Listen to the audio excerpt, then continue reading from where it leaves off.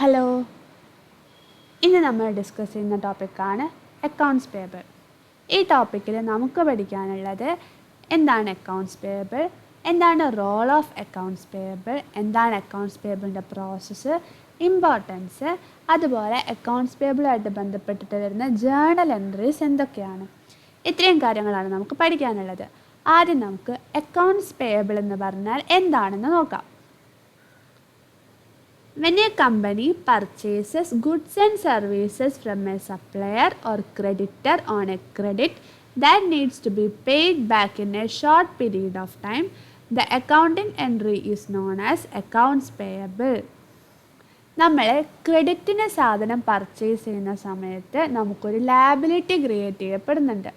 ആ ലാബിലിറ്റിന്, ആ ക്രെഡിറ്ററിന് പറയുന്ന പേരാണ് accounts payable. On a balance sheet, it appears under current liabilities. In a company, an accounts payable department is responsible for making payments owed by the company to suppliers and other creditors. Account payable എന്ന് പറഞ്ഞാൽ നമ്മുടെ ക്രെഡിറ്റേഴ്സിനും bill പേയബിളിനും ഒരുമിച്ച് പറയുന്ന പേരാണ് accounts payable. Balance ഷീറ്റിൽ current liabilities എന്ന് പറയുന്ന ഹെഡിലാണ് നമ്മൾ അക്കൗണ്ട്സ് പേയബിൾ റെക്കോർഡ് ചെയ്യാറുള്ളത്. വലിയ വലിയ കമ്പനികളെ സംബന്ധിച്ചിടത്തോളം അവർക്ക് ഒരുപാട് അക്കൗണ്ട്സ് പേയബിൾ ഉണ്ടാവും.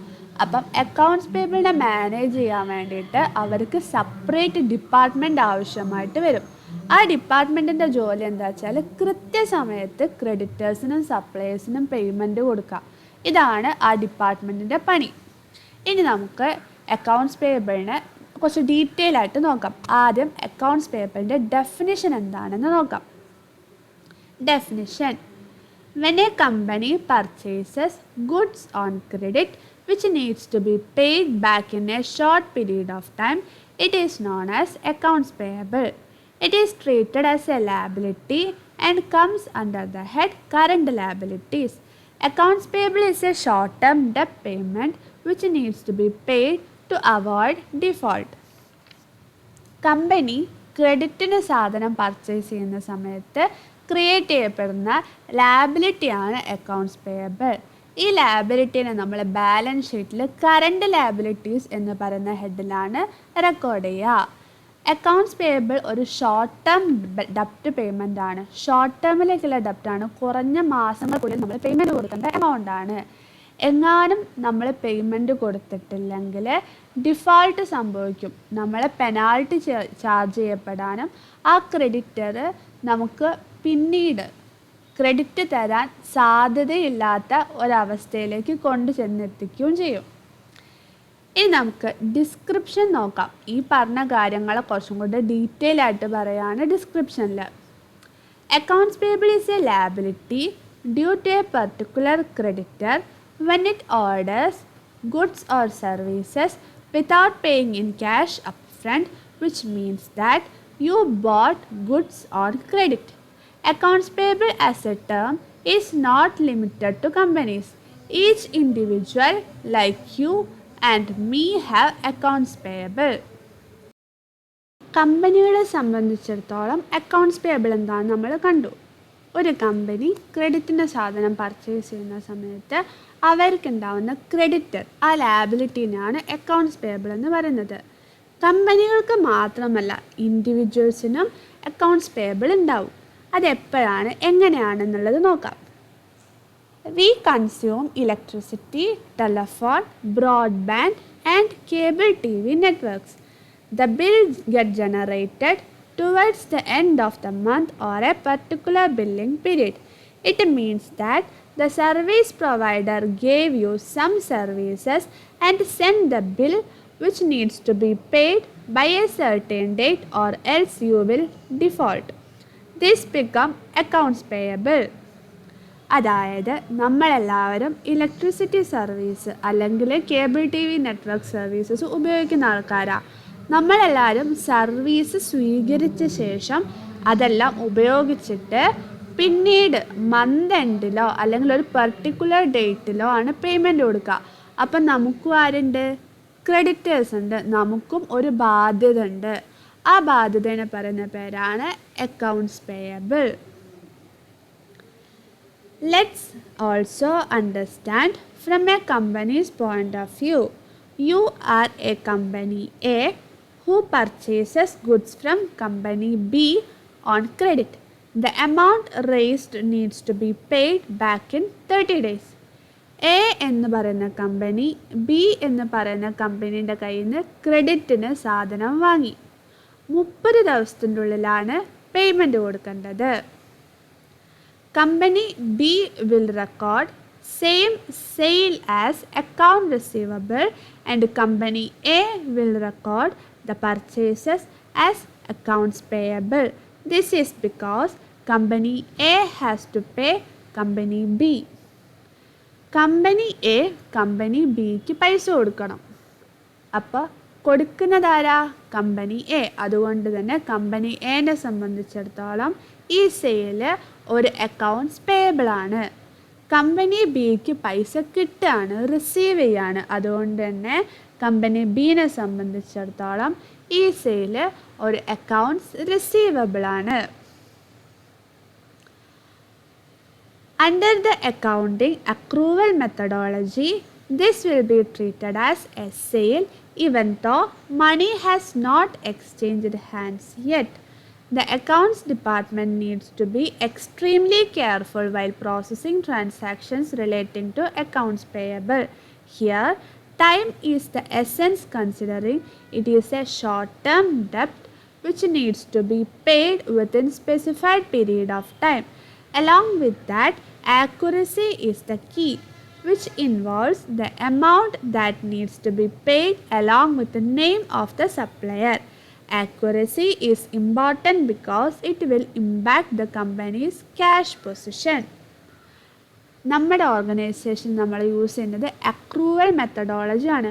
അതുകൊണ്ട് തന്നെ ക്രെഡിറ്റ് സെയിലിനും ക്രെഡിറ്റ് പർച്ചേസിനും നമ്മുടെ ട്രാൻസാക്ഷൻ്റെ കൂടെ ഇൻക്ലൂഡ് ചെയ്യും. ഒരു ഓർഗനൈസേഷൻ അക്കൗണ്ട്സ് പേയബിൾ റെക്കോർഡ് ചെയ്യുന്ന സമയത്ത് ശ്രദ്ധിക്കേണ്ട കാര്യമാണ് ടൈമും ആക്യുറസിയും. ഏത് സമയത്താണ് നമ്മൾ പേയ്മെൻറ്റ് കൊടുക്കുന്നത്? ഷോർട്ട് ടേം ഡെപ്റ്റാണ്, അതായത് പേയ്മെൻറ്റ് പീരീഡ് ആയോ, ലേറ്റ് ആവാനും പാടില്ല, മുൻപ് കൊടുക്കാനും പാടില്ല, കറക്റ്റ് ഡേറ്റിന് കൊടുക്കാൻ വേണ്ടി ശ്രദ്ധിക്കണം. അതുപോലെ ആക്യുറസി മെയിൻറ്റെയിൻ ചെയ്യണം. വന്നിട്ടുള്ള ബില്ല് ലെജിബിൾ ആണോ എന്ന് ചെക്ക് ചെയ്യണം, എമൗണ്ട് ആക്യുറേറ്റ് ആണോ എന്ന് ചെക്ക് ചെയ്യണം. അപ്പം രണ്ട് എസെൻഷ്യൽസ് ആണുള്ളത്, ടൈമും ആക്യുറസിയും. അക്കൗണ്ട്സ് പേയബിൾ ഡിപ്പാർട്ട്മെൻറ്റ് ശ്രദ്ധിക്കേണ്ട രണ്ട് കാര്യങ്ങളാണ് ബിൽ പേയബിളിൻ്റെ, അക്കൗണ്ട്സ് പേയബിളിൻ്റെ ടൈമും ആക്യുറസിയും. ഇനി നമുക്ക് നോക്കാനുള്ളത് what is the role of accounts payable. നമ്മൾ പറഞ്ഞു അക്കൗണ്ട്സ് പേയബിൾ ഒരു സെപ്പറേറ്റ് ഡിപ്പാർട്ട്മെൻ്റ് ആണെന്ന് പറഞ്ഞു. ആ ഡിപ്പാർട്ട്മെൻറ്റിന് എന്തൊക്കെ റോളാണ് ഉള്ളത് എന്ന് നോക്കാം. The accounts payable department are responsible for more than just paying incoming bill and invoices. Accounts payable are usually their own department in larger companies, but in smaller business, accounts payable and receivable tasks are usually combined. While the size of business ultimately determines the role of accounts payable plays, accounts payable fulfills at least 3 basic functions in addition to paying bill. Accounts payable ഡിപ്പാർട്ട്മെൻറ്റിൻ്റെ പണി bill payment മാത്രമല്ല, കൃത്യസമയത്ത് bill pay ചെയ്യുന്നുണ്ടോ എന്ന് ശ്രദ്ധിക്കൽ accounts payable ഡിപ്പാർട്ട്മെൻറ്റിൻ്റെ പണിയാണ്. പക്ഷെങ്കിൽ അത് മാത്രമല്ല, വലിയ വലിയ ഓർഗനൈസേഷൻസിൽ അക്കൗണ്ട്സ് പേയബിളിന് സെപ്പറേറ്റ് ഡിപ്പാർട്ട്മെൻ്റ് ആവും. ചെറിയ ഓർഗനൈസേഷൻ ആണെങ്കിൽ അക്കൗണ്ട്സ് പേയബിളും അക്കൗണ്ട് റിസീവബിളും കൂടെ ഒരുമിച്ചാണ് ഉണ്ടാവുക. ബിൽ പേയ്മെൻറ്റ് എന്തായാലും ഒരു റോളാണ്. അതിൻ്റെ പുറമെ 3 അതിൽ കൂടുതലോ റോള് എന്തായാലും അക്കൗണ്ട്സ് പേയബിളിന് ഉണ്ടാവും. ഇനി നമുക്ക് ഓരോരോ റോള് എന്തൊക്കെയാണെന്ന് നോക്കാം. ആദ്യത്തെ റോളാണ് business travel expenses. Larger business or businesses that require staff to travel may have their accounts payable department manage their travel expenses. The travel management by the accounts department might include making advance airline, car rental and hotel reservation. Depending on the controls of a company, The accounts payable might process, request, and distribute fund to cover travel expenses. After a business travel has occurred, accounts payable would then be responsible for settling funds distributed versus fund actually spent or for processing travel reimbursement request. Accounts payable ഡിപ്പാർട്ട്മെൻറ്റിൻ്റെ മെയിനായിട്ടുള്ളൊരു റോളാണ് business travel expenses meet ചെയ്യുകയാണെന്ന് പറയുന്നത്. വലിയ വലിയ ഓർഗനൈസേഷൻസിൽ സ്റ്റാഫുകൾ tour ചെയ്യും, ട്രാവലിന് വേണ്ടി പോവും. ബിസിനസ്സിൻ്റെ ഭാഗമായിട്ട് അവർ നടത്തുന്ന ട്രാവലുകളുടെ അഡ്വാൻസ് എയർലൈൻ ബുക്ക് ചെയ്യുക, കാറ് റെൻറ്റിനെടുക്കുക, ഹോട്ടൽ റിസർവേഷൻ ചെയ്യുക. അതുപോലെ തന്നെ അവർക്ക് ഉണ്ടാവുന്ന എക്സ്പെൻസുകളുടെ ബഡ്ജറ്റ് പ്രിപ്പയർ ചെയ്യുക. ആ ബഡ്ജറ്റിനനുസരിച്ചിട്ടാണോ എക്സ്പെൻസ് നടന്നിട്ടുള്ളത് കമ്പാരിസൺ നടത്തുക, എക്സ്പെൻസിനെ റീഇംബേഴ്സ് ചെയ്യുക. ഇതൊക്കെ അക്കൗണ്ട്സ് പേയബിൾ ഡിപ്പാർട്ട്മെൻറ്റിൻ്റെ ഡ്യൂട്ടിയാണ്. അപ്പോൾ ആദ്യത്തെ റോളാണ് ബിസിനസ് ട്രാവൽ എക്സ്പെൻസസ്. രണ്ടാമത്തെ റോളാണ് internal payments. Accounts payable is responsible for distributing internal reimbursement payments, controlling and administering petty cash, and controlling the distribution of sales tax exemption certificate. Petty cash expenses എന്താണെന്ന് നമുക്കറിയില്ലേ? ഓർഗനൈസേഷൻ്റെ ഉള്ളിൽ chief cashier petty expenses meet ചെയ്യാൻ വേണ്ടിയിട്ട് petty ക്യാഷ്യർക്ക് കൊടുക്കുന്ന എമൗണ്ടാണ് petty cash. അത് ഇൻറ്റേർണൽ പേയ്മെൻറ്റിൻ്റെ ഭാഗമായിട്ട് വരുന്നതാണ്. ഈ ഒരു ഇൻറ്റേർണൽ പേയ്മെൻറ്റ് മാനേജ് ചെയ്യുന്നത് അക്കൗണ്ട്സ് പേയബിൾ ഡിപ്പാർട്ട്മെൻറ്റാണ്. അതുപോലെ തന്നെ sales tax exemption certificate issue ചെയ്യാനുള്ള റെസ്പോൺസിബിലിറ്റിയും ഇൻറ്റേർണൽ പേയ്മെൻറ്റിൻ്റെ ഭാഗമായിട്ട് അക്കൗണ്ട്സ് പേയബിൾ ഡിപ്പാർട്ട്മെൻറ്റിനാണുള്ളത്. അപ്പോൾ രണ്ടാമത്തെ റോളാണ് ഇൻറ്റേർണൽ പേയ്മെൻറ്റ്സ്. മൂന്നാമത്തെ role lender payments. Accounts payable organizes and maintains lender contact information, payment terms, and internal revenue services information either manually or using a computer database. Depending on the internal control of a company, an accounts payable department either handles pre-approved purchase order or accounts payable verifies purchases after a purchase is made. Accounts payable department also handles end of the month aging analysis report that lets management know how much the business currently owes. Accounts payable ഡിപ്പാർട്ട്മെൻറ്റിൻ്റെ മൂന്നാമത്തെ റോളാണ് vendor payment. Vendor പേയ്മെൻറ്റിൻ്റെ ഭാഗമായിട്ട് എന്ത് ചെയ്യും? Contact informations എല്ലാം എടുത്തു വെക്കും. വെൻഡറുമായിട്ട് ബന്ധപ്പെട്ടുള്ള എല്ലാ ഇൻഫോർമേഷൻസും കളക്ട് ചെയ്യുക.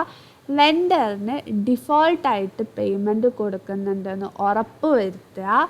ഇതൊക്കെയാണ് വെൻഡർ പേയ്മെൻറ്റിൻ്റെ ഭാഗമായിട്ട് അക്കൗണ്ട്സ് പേയബിൾ ഡിപ്പാർട്ട്മെൻറ്റിൻ്റെ റോൾ എന്ന് പറയുന്നത്. ഇനി നാലാമത്തേതാണ് other functions.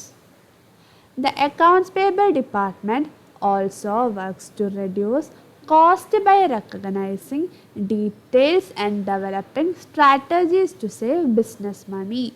An example is if an invoice gets paid within a discount period that many vendors provide, accounts payable is also a direct line contact between a business and its vendor representatives. Strong business relationship between the two could benefit the company, and a vendor might offer relaxed credit items. Other functions എന്തൊക്കെയാണ് വരുന്നത്? ഒന്നാമത്തത് cost reduce ചെയ്യാനുള്ള duty. അത് accounts payable ഡിപ്പാർട്ട്മെൻറ്റിനാണ്. അതുപോലെ തന്നെ വെൻഡറുമായിട്ട് നല്ല രീതിയിൽ contact keep ചെയ്തിട്ട് ക്രെഡിറ്റ് റിലാക്സേഷൻസ് അവൈലബിൾ ആക്കുക എന്നുള്ളതും അക്കൗണ്ട്സ് പേയബിൾ ഡിപ്പാർട്ട്മെൻറ്റിൻ്റെ റോളിൽ വരുന്നതാണ്. അപ്പോൾ 4 റോളാണ് അക്കൗണ്ട്സ് പേയബിൾ ഡിപ്പാർട്ട്മെൻറ്റിനുള്ളത്. ഒന്നാമത്തത് ബില്ലിൻ്റെ പേയ്മെൻറ്റ് കൊടുക്കുക. രണ്ടാമത്തത് ബിസിനസ് ട്രാവൽ എക്സ്പെൻസസ്. മൂന്നാമത്തത് ഇൻറ്റേർണൽ പേയ്മെൻറ്റ്സ്. നാലാമത്തത് വെൻഡർ പേയ്മെൻറ്റ്. അഞ്ചാമത്തത് അതർ ഫങ്ഷൻസ്. ഇനി നമുക്ക് നോക്കാനുള്ളത് What is the accounts payable process? The accounts payable department will have a set of procedures to follow before making a vendor payment.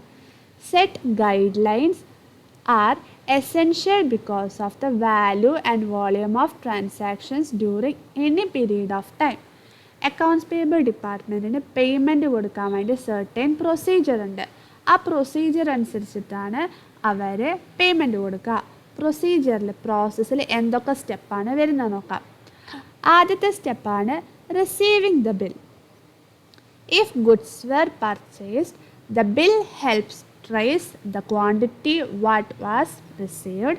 The validity the bill can be known during the time too. ആദ്യത്തെ process എന്ന് പറയുന്നത് receiving bill. ബില്ലിൽ എന്തൊക്കെ details ഉണ്ടാവും? ഏത് ഡേറ്റിന് ആരെടുത്ത് സാധനം വാങ്ങി, എത്ര ക്വാണ്ടിറ്റി വാങ്ങി, എന്നാണ് ഡ്യൂ ആവുക, എത്ര പീരീഡ്, എത്ര എമൗണ്ട് ആണ് ഡ്യൂ ആവുക, ഇത്രയും ഡീറ്റെയിൽസ് നമുക്ക് ബില്ലിൽ നിന്ന് അവൈലബിൾ ആണ്. അത് റിസീവ് ചെയ്യുക എന്നുള്ളതാണ് ആദ്യത്തെ സ്റ്റെപ്പ്. രണ്ടാമത്തെ സ്റ്റെപ്പാണ് review bill details. Ensure that bill include vendor name, authorization, date and verify matching requirement to the purchase order. നമുക്ക് കിട്ടിയിട്ടുള്ള ബില്ലിൽ വെണ്ടറിൻ്റെ പേരുണ്ട്, ഓതറൈസേഷൻ ഉണ്ട്, ഡേറ്റ് ഉണ്ട്. ഇതൊക്കെ വെരിഫൈ ചെയ്യുക, പർച്ചേസ് ഓർഡറുമായിട്ട് മാച്ച് ചെയ്യുക. ഇതാണ് രണ്ടാമത്തെ സ്റ്റെപ്പ്, റിവ്യൂ ബിൽ ഡീറ്റെയിൽസ്. മൂന്നാമത്തെ സ്റ്റെപ്പാണ് updating records once the bill is received. Ledger accounts needs to be updated based on the received bill and an expenses entry is usually required. Managerial approval might be required at this stage with the approval hierarchy attached to the bill value. അപ്പോൾ മൂന്നാമത്തെ സ്റ്റെപ്പിൽ നമ്മൾ bill കിട്ടിയ വിവരവും payment കൊടുത്ത വിവരവും ബുക്സിൽ record ചെയ്യണം. Record ചെയ്യുന്നതിൻ്റെ മുന്നേ നമ്മൾ ഹയർ ലെവലിലേക്ക് ഈ ഒരു വിവരം ഇൻഫോം ചെയ്യണം. ഒരു ബില്ല് വന്നിട്ടുണ്ടായിരുന്നു, നമ്മൾ പേയ്മെൻറ്റ് കൊടുക്കാൻ പോവുകയാണെന്നുള്ള കാര്യം അവരെ ഇൻഫോം ചെയ്ത ശേഷം നമ്മളത് ബുക്കിൽ റെക്കോർഡ് ചെയ്യും. അതാണ് മൂന്നാമത്തെ സ്റ്റെപ്പ്. നാലാമത്തെ step making timely payment. All payments should be processed before or at their due date on a bill as agreed upon between a vendor and a purchasing company. Required documents needs to be prepared and verified. Details entered on the bill, vendor bank account details, payment voucher, the original bill and purchase order need to be scrutinized. A managerial authorization might be required at this point of time. Payment കൊടുക്കുന്ന സമയത്ത് നമ്മൾ എല്ലാ ഇൻഫോർമേഷനും process ചെയ്യണം. Due date ആയിട്ടുണ്ടോ, ഈ vendor തന്നെയാണോ നമുക്ക് purchase ചെയ്തിട്ടുണ്ടായിരുന്നത്, കൃത്യം ആളല്ലേ എന്ന് ഉറപ്പ് വരുത്തണം, എല്ലാ ഡോക്യുമെൻറ്റ്സും ഉണ്ടോ നോക്കുക, അത് വെരിഫൈ ചെയ്യുക, ഇൻഫോർമേഷൻസൊക്കെ റെക്കോർഡ് ചെയ്യുക. ബാങ്ക് അക്കൗണ്ടിൻ്റെ ഇൻഫോർമേഷൻ, ചെക്കിൻ്റെ ഡീറ്റെയിൽസ്, പേയ്മെൻറ്റ് വൗച്ചർ, ഒറിജിനൽ ബില്ലിൻ്റെ ഡീറ്റെയിൽസ് എല്ലാം വെരിഫൈ ചെയ്യുകയും റെക്കോർഡ് ചെയ്യുകയും ചെയ്യാം. ഈ പ്രോസസ്സാണ് മേക്കിംഗ് ടൈംലി പേയ്മെൻറ്റ്. ഇതാണ് 4 പ്രോസസ്സസ്. അക്കൗണ്ട്സ് പേയബിളിൻ്റെ ഭാഗമായിട്ട് വരുന്ന 4 പ്രോസസ്സാണ് receiving the bill, review bill details, updating records once the bill is received and making timely payment. ഇനി നമ്മൾ പറയുന്നത് അക്കൗണ്ട്സ് പേയബിൾ ഡിപ്പാർട്ട്മെൻറ്റിന് തെറ്റ് സംഭവിക്കാതിരിക്കാൻ വേണ്ടിയിട്ട് അവർക്ക് എടുക്കാൻ പറ്റുന്ന പ്രിക്കോഷൻസ് എന്തൊക്കെയാണ്. 1. Prevent paying A fraudulent invoice. ഒരു ഇൻവോയ്സ്, ഒരു ബില്ല് ഓർഗനൈസേഷന് വന്നാൽ അത് ഫ്രോഡാണോ, അതായത് ഡ്യൂപ്ലിക്കേറ്റ് ആണോ അല്ലയോ എന്ന് നോക്കുക. ഫ്രോഡുലൻറ്റ് ഇൻവോയ്സിൻ്റെ പേയ്മെൻറ്റുകൾ പ്രിവെൻറ്റ് ചെയ്യുക. രണ്ടാമത്തത് prevent paying an inaccurate invoice. കൃത്യമല്ലാത്ത ഇൻവോയ്സ്, ഇപ്പം തന്നിട്ടുള്ള എമൗണ്ട് തിരുത്തിയത്, അല്ലെങ്കിൽ വെണ്ടറിൻ്റെ ഡീറ്റെയിൽസ് വെട്ടിത്തിരുത്തിയിട്ടുണ്ട്, ഡേറ്റ് മാറ്റിയിട്ടുണ്ട്, അങ്ങനെ ഇൻആക്യുറേറ്റ് ആയിട്ടുള്ള ഇൻവോയ്സിനൊന്നും പേയ്മെൻറ്റ് കൊടുക്കണ്ട. മൂന്നാമത്തത് prevent paying A vendor invoice twice. ഒരേ ബില്ലിൻ്റെ മേലെ 2 പ്രാവശ്യം പേയ്മെൻറ്റ് കൊടുക്കുന്നത് ഒഴിവാക്കുക. ബില്ലിന് പേയ്മെൻറ്റ് കൊടുക്കുന്ന സമയത്ത് തന്നെ എന്തെങ്കിലും ഒരു അടയാളം വെക്കുക. രണ്ടാമത് അവർ ആ ബില്ലും കൊണ്ട് വരരുത്, അതിനുള്ള സാഹചര്യം ഉണ്ടാക്കരുത്. നാലാമത്തത്, be certain that all vendor invoices are accounted for. എല്ലാ വെണ്ടർ ഇൻവോയ്സിനും പേയ്മെൻറ്റ് കൊടുത്തിട്ടുണ്ടെന്ന് ഉറപ്പ് വരുത്തുക. ഇതാണ് നമുക്ക് എടുക്കാൻ പറ്റുന്ന 4 പ്രിക്കോഷണറി മെഷേഴ്സ്. അടുത്തതായിട്ട് നമുക്ക് നോക്കാനുള്ളത് what is an accounts payable work flow. എന്താണ് അക്കൗണ്ട്സ് പേയബിൾ വർക്ക് ഫ്ലോ എന്ന് പറഞ്ഞാൽ, an accounts payable workflow within any given organization begins when a supplier or vendor submits a bill or invoice to the accounts payable department. ഒരു supplier അല്ലെങ്കിൽ vendor bill accounts payable ഡിപ്പാർട്ട്മെൻറ്റിന് കൊണ്ടു കൊടുക്കുമ്പോഴാണ് ഈ process start ചെയ്യുന്നത്. Upon receiving said invoice, accounts payable clerk will verify the invoice is valid and not a duplicate. Bill കിട്ടിക്കഴിഞ്ഞാൽ clerk ആ bill വാരിഫൈ ചെയ്യും, duplicate അല്ല valid ആണെന്ന് ഉറപ്പുവരുത്തും. Code the invoice to the general ledger and depending on the organization's workflow, conduct a 2 to 3 way match. എന്നിട്ട് general ലെഡ്ജറിലേക്ക് ആ ഇൻവോയ്സിൻ്റെ code pass ചെയ്യും. എന്നിട്ട് ഓർഗനൈസേഷൻ്റെ work flow അനുസരിച്ചിട്ട് 2-3 പ്രാവശ്യം മാച്ച് ചെയ്ത് നോക്കും. Accounts payable will then route the invoice for approval and when approved, the invoice is processed for payment. എന്നിട്ട് higher ലെവലിലേക്ക് അത് അയക്കും. അവർ അപ്രൂവ് ചെയ്ത് കഴിഞ്ഞാൽ പേയ്മെൻറ്റ് കൊടുക്കും. ഇതാണ് അക്കൗണ്ട്സ് പേയബിൾ വർക്ക് ഫ്ലോ. ഇനി നമുക്ക് നോക്കാനുള്ളത് what is included in accounts payable. Accounts പേയബിളിൽ എന്തൊക്കെയാണ് ഉൾപ്പെടുന്നത്? Accounts payable is on a company's balance sheet as a current liability and is a collection of short-term credits extended by vendor and creditors for goods and services received by a business. An accounts payable department also takes care of internal payment for business expenses, travel and petty cash. നമ്മൾ റോളിൽ പറഞ്ഞിട്ടുള്ള അതേ കാര്യങ്ങളാണ് ഇവിടെ പറയുന്നത്. Accounts പേയബിളിൽ bills പേയബിളും ക്രെഡിറ്റേഴ്സും include ചെയ്യും. നമ്മൾ credit purchase ചെയ്യുന്ന കാരണമാണ് അക്കൗണ്ട്സ് പേയബിൾ ഡിപ്പാർട്ട്മെൻറ്റും അക്കൗണ്ട്സ് പേയബിളും ഉണ്ടാവുന്നത്. അക്കൗണ്ട്സ് പേയബിൾ ഡിപ്പാർട്ട്മെൻറ്റിന് ബില്ലിൻ്റെ പേയ്മെൻറ്റ് മാത്രമല്ല, ഇൻറ്റേർണലായിട്ട് ഓർഗനൈസേഷൻ്റെ പേയ്മെൻറ്റും ബിസിനസ് എക്സ്പെൻസ് മീറ്റ് ചെയ്യലൊക്കെ ഇവരുടെ ഡ്യൂട്ടിയിൽ വരുന്നതാണ്. ഇനി നമുക്ക് നോക്കാനുള്ളത് why are accounts payable and its management important. എന്തിനു വേണ്ടിയിട്ടാണ് ഓർഗനൈസേഷൻ സെപ്പറേറ്റ് ആയിട്ട് അക്കൗണ്ട്സ് പേയബിൾ ഡിപ്പാർട്ട്മെൻറ്റ് വെക്കുന്നതും അതിനെ മാനേജ് ചെയ്യുന്നതും? എന്താണ് importance? Accounts payable and its management is vital for the smooth functioning process of any business entity. It is important for any business because 1. It primarily takes charge of paying the entity's bill on a timely basis. This is important so that strong credit and long-term relationship with the vendor can be maintained. Accounts payable department ഉണ്ടെങ്കിൽ അവർ timely ആയിട്ട് നമ്മുടെ ബില്ലൊക്കെ പേ ചെയ്യും. Timely ആയിട്ട് bill pay ചെയ്താൽ മാത്രമേ നമുക്ക് strong ക്രെഡിറ്റും അതുപോലെ വെണ്ടറുമായിട്ട് ലോങ് ടേം റിലേഷൻഷിപ്പും മെയിൻറ്റെയിൻ ചെയ്യാൻ വേണ്ടി സാധിക്കുള്ളൂ. രണ്ടാമത്തത്, only when invoices are paid on time, vendors will ensure an uninterrupted flow of supplies and services, which in turn will help in a systematic flow of business. കൃത്യസമയത്ത് payment കൊടുത്താൽ മാത്രമേ vendor നമുക്ക് uninterrupted ആയിട്ടുള്ള രീതിയിൽ സപ്ലൈസും സർവീസും provide ചെയ്യുള്ളൂ. എന്നാൽ മാത്രമേ നമുക്ക് നമ്മുടെ ഓർഗനൈസേഷന് സിസ്റ്റമാറ്റിക്കായിട്ട് റൺ ചെയ്യാൻ വേണ്ടി സാധിക്കുള്ളൂ. മൂന്നാമത്തത്, a good accounts payable process ensures there are no overdue charges, penalty or late fee to be paid for the dues. നല്ലൊരു അക്കൗണ്ട് പേയബിൾ സിസ്റ്റം ഉണ്ടെങ്കിൽ നമുക്ക് ഓവർ ഡ്യൂ ചാർജസ് ഉണ്ടാവില്ല. എന്ന് വെച്ചാൽ നമ്മൾ കൃത്യമായിട്ടുള്ള ഡേറ്റിന് പേയ്മെൻറ്റ് കൊടുത്തില്ല, നമ്മൾ പെനാൾട്ടി കൊടുക്കേണ്ടി വരും. അക്കൗണ്ട്സ് പേയബിൾ ഡിപ്പാർട്ട്മെൻറ്റ് ഉണ്ടെങ്കിൽ അങ്ങനെ ഒരു അവസ്ഥ വരാതെ അവർ മാനേജ് ചെയ്തോളും. നാലാമത്തത്, the organized accounts payable process ensures all that the invoices due are tracked and paid properly. This will help avoid missing payment and making a payment twice.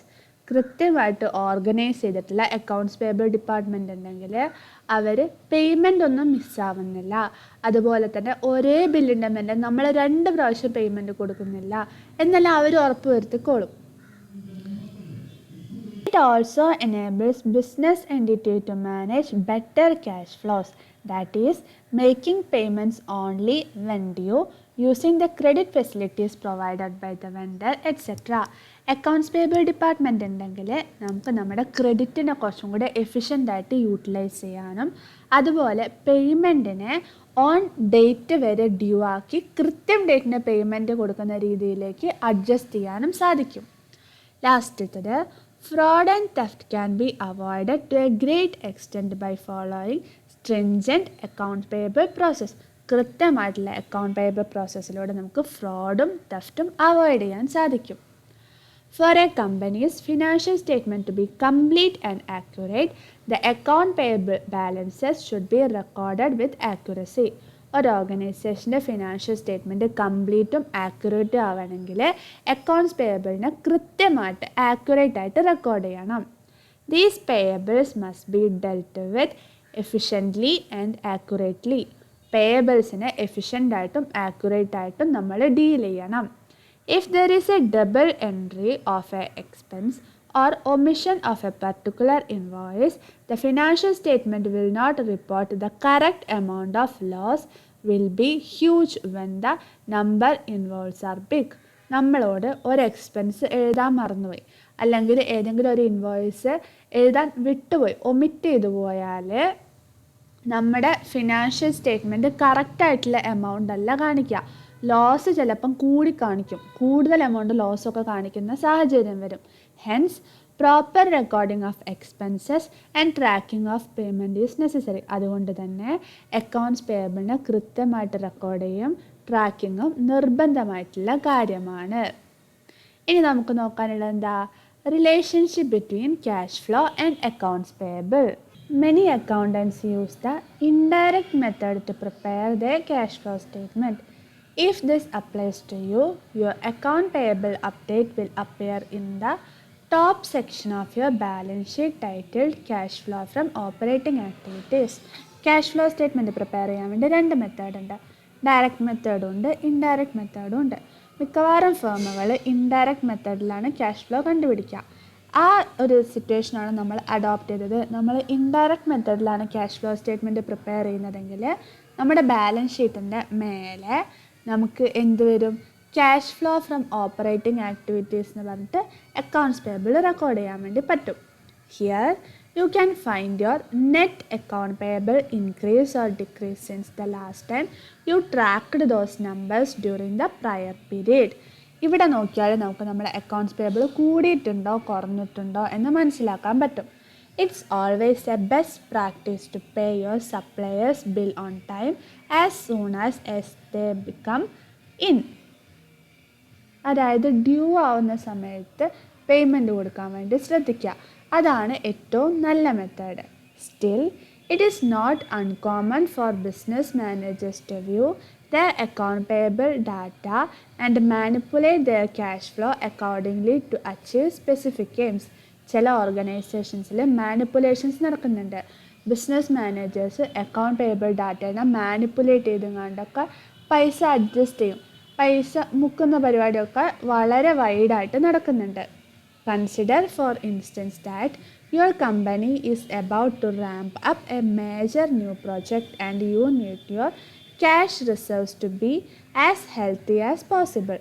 നമ്മുടെ ഓർഗനൈസേഷനിൽ നമ്മളൊരു വലിയ പ്രൊജക്റ്റ് സ്റ്റാർട്ട് ചെയ്യാൻ പോവാമെന്ന് വിചാരിക്കുക. നമുക്ക് നമ്മുടെ ക്യാഷ് റിസർവ് ഒക്കെ റെഡിയാക്കി വെക്കണം. In this case management could withhold from paying its outstanding account payable accounts allocating those funds to the project instead. അങ്ങനെ ഒരു സാഹചര്യം വരുന്ന സമയത്ത്, നമുക്ക് ഫണ്ടിന് അത്യാവശ്യം വരുന്ന സമയത്ത് നമ്മൾ തൽക്കാലത്തേക്ക് അക്കൗണ്ട് പേയബിളിൻ്റെ പേയ്മെൻറ്റ് നിർത്തിവെക്കും. ആർക്കും പൈസ കൊടുക്കുന്നില്ല. തൽക്കാലം ആ ഫണ്ട് എടുത്തിട്ട് നമ്മൾ പ്രൊജക്റ്റിൽ ഇൻവെസ്റ്റ് ചെയ്യും.